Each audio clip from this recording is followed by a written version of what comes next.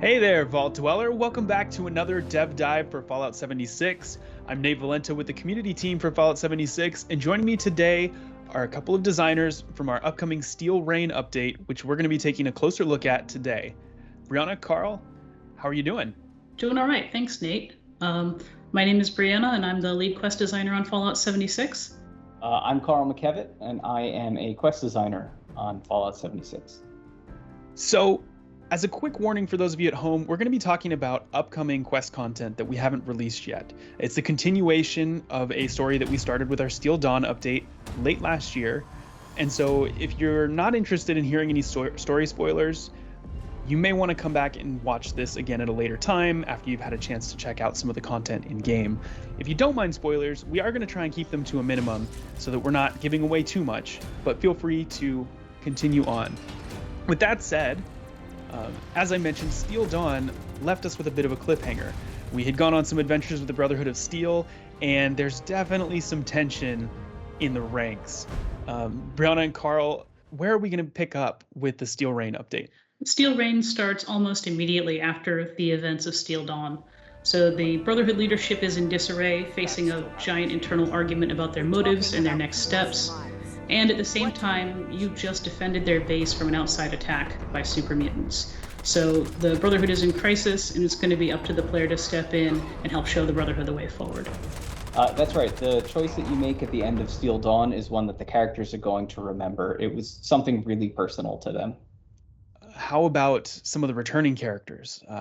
Is Scribe Valdez coming back? I know you had mentioned Paladin Romani and Knight Shin will play a pretty prominent role. But how about anyone else that we met during Steel Dawn? Are they going to be back, and will our choices be remembered by them too? Yeah, it's actually, we've got quite a cast of characters that are going to be returning for this one. Some of them from Steel Dawn, some of them from content even earlier than that. We really wanted Appalachia to feel like a living world, and that the decisions you were making were kind of affecting these other groups and these other people. So Scribe Valdez, as an example, is a character who's deeply rooted into the Brotherhood. She's going to be a big part of the story still. She's kind of where the player is.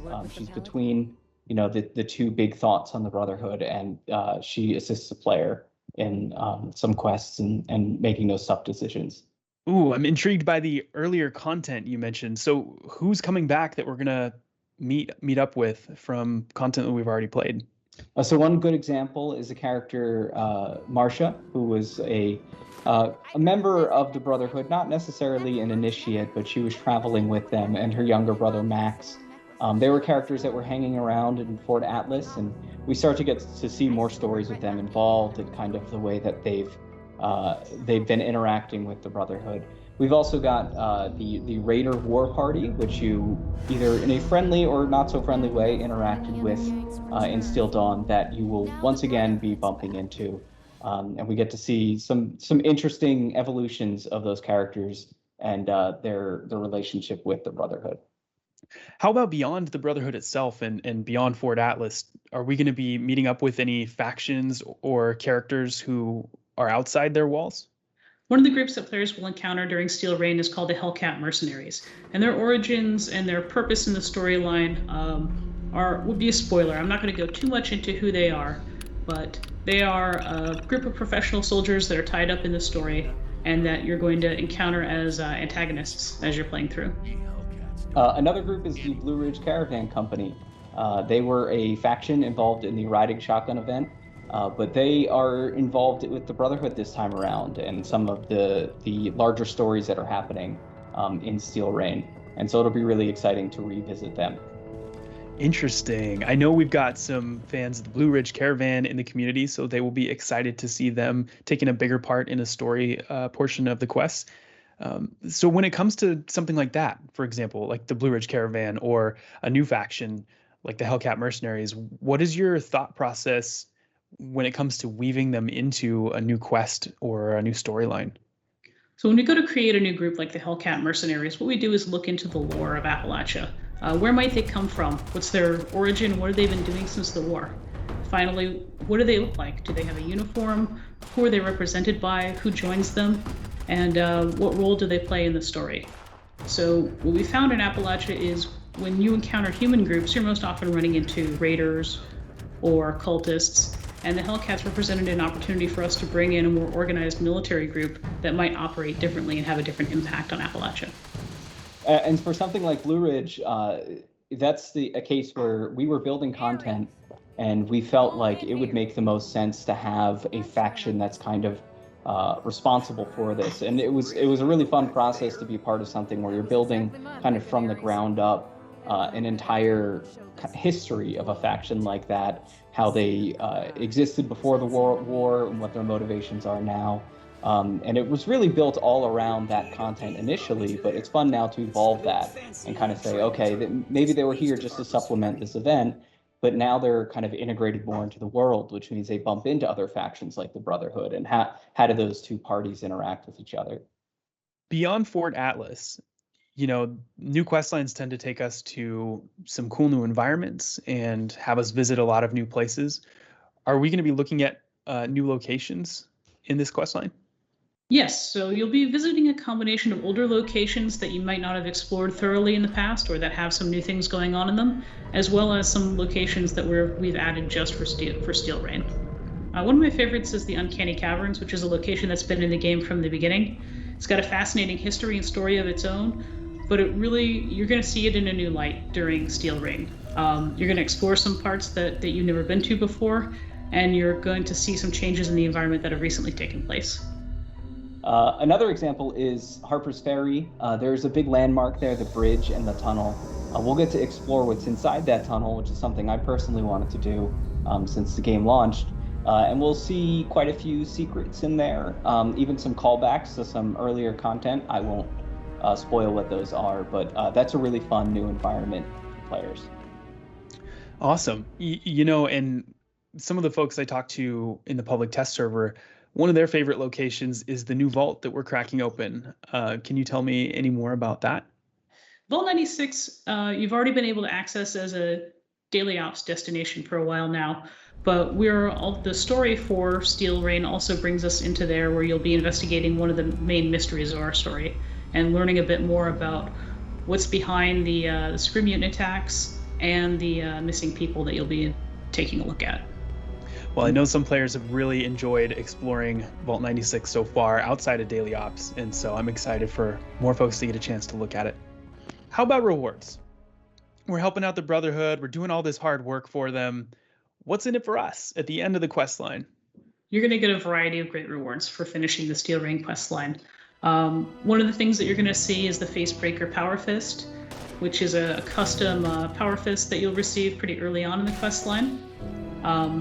There are also a couple of outfits that you'll be able to collect. A new mercenary outfit that's associated with the Hellcats, as well as a civilian outfit for a member of the Brotherhood that you get to spend some time with during the quest chain. For your camp, there's going to be a cryogenic bed for you to sleep in if you like the futuristic look or the high technology look. And finally, there's a whole new set of power armor that is custom themed for the Hellcats. And as a quick side note, that Hellcat power armor has a few special bonuses when you're wearing it. So if you're interested in acquiring a set, definitely complete the Steel Rain questline and get your hands on it. So when we as players were playing through the Steel Dawn questline late last year, we definitely had to make some tough choices during that story. How did those choices have an impact on the Steel Rain content? So depending on how you roleplay your character, you might have allegiances to different factions. You might have better relationships with one faction than another, like the Raiders or the Settlers of Foundation. And both of those factions are ones that you encountered and have their own reactions to the Brotherhood. And how you represented yourself and the Brotherhood to them is going to matter. Additionally, a lot of people that you had encounters with are going to remember how you treated them and what your attitude was. And that's going to come into play with how much they trust you or what they think of you moving forward as the Brotherhood storyline continues. And I think a lot of us on the team, when we're testing internally, we all have our preferences on which factions that we like. So we're constantly thinking about, is my character responding in a way that's representative of the type of choices that I'd be making as a character who supports this faction or that faction? So it's always fun to go through after you've even crafted the storyline and say, hey, my character's more of a raider, so I'd like the chances to do this or that differently. And so, all the quest designers are really into the role-playing aspect of these games. So we always make sure to kind of make sure that the story lines up with all these different avenues. That is very cool. I mean, I know you can't account for every roleplay situation, but it's neat that you sort of go back and revisit it with that critical eye of, can I roleplay this as a raider, or can I, roleplay this as someone who is uber nice or something like that. Personally, I think I'm gonna run into some problems when I play through with my relationships based on some choices, but live and learn, I guess. Very, very cool look at how we're going to be making choices in Steel Rain. How about beyond the Brotherhood storyline itself? Do the choices we've made in that storyline have any impact outside of the Brotherhood?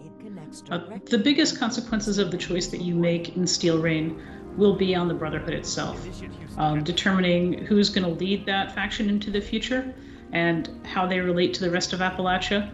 But one of the things that we wanted to get right is making sure that there's room for different kinds of players to make different decisions, which means that you're mostly going to see the consequences of your decisions in interactions with members of the Brotherhood and characters that are close to them.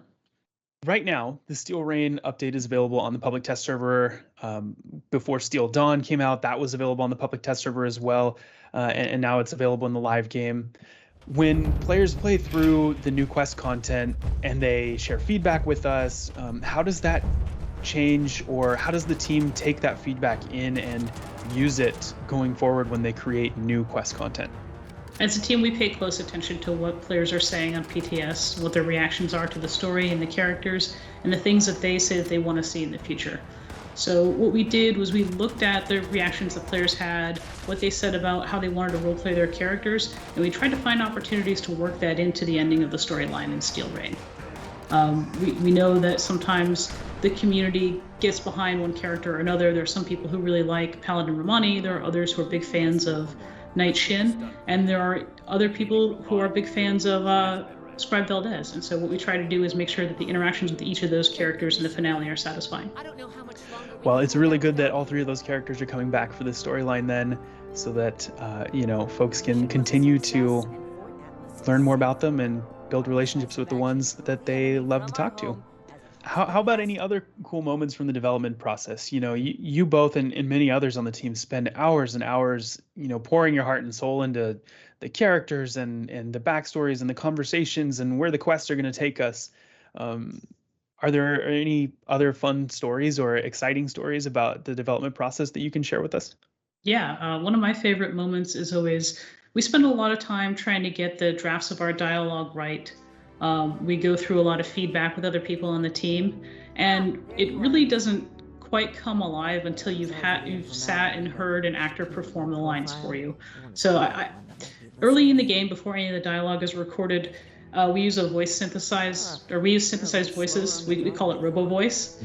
And once the content transitions from having the robo voice lines in place to having the real ones, that for me is the moment when the content really comes alive, and it feels like you're much more immersed in the world and actually experiencing everything that we planned and started work on a while ago. Neat. Well, you sure as shit ain't getting it on the rocks. That is definitely a good point. When you're playing through something internally, it's just such a huge turning point that goes from, wow, this is being worked on, to this feels pretty close to being done.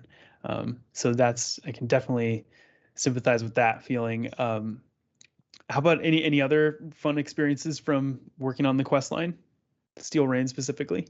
So one somewhat Easter egg that has been being worked on for a little while is there is a character who's going to be involved in this who has somewhat of a mysterious past, and we have been very slowly putting in clues since that character's introduction to kind of tie back who they really are. So I'm kind of excited because we finally get to reveal who this character was. I don't think it's going to be the most earth-shattering revelation in the world, but I think it's a pretty fun one for me because it's been a long time coming. I'm sure it'll be solved day one of release. Probably. All right, well, that just about does it for our Steel Rain Dev Dive. Thank you so much, Brianna and Carl, for taking the time out of your busy day to join us and talk all about the Steel Rain update that's coming in July. Really appreciate you both being here. Thank you for the chance to talk about the development process for Steel Rain, and we hope that players love the content as much as we love making it. Happy to be here. Can't wait to see what people think. Thank you again for joining us. And for those of you at home, you can actually jump into the Steel Rain update on the public test server right now if you own a PC copy of Fallout 76 on Bethesda.net. On July 7th, we're planning to release the Steel Rain update for the live version of the game, and we can't wait for you to get your hands on it. Until then, we'll see you in Appalachia.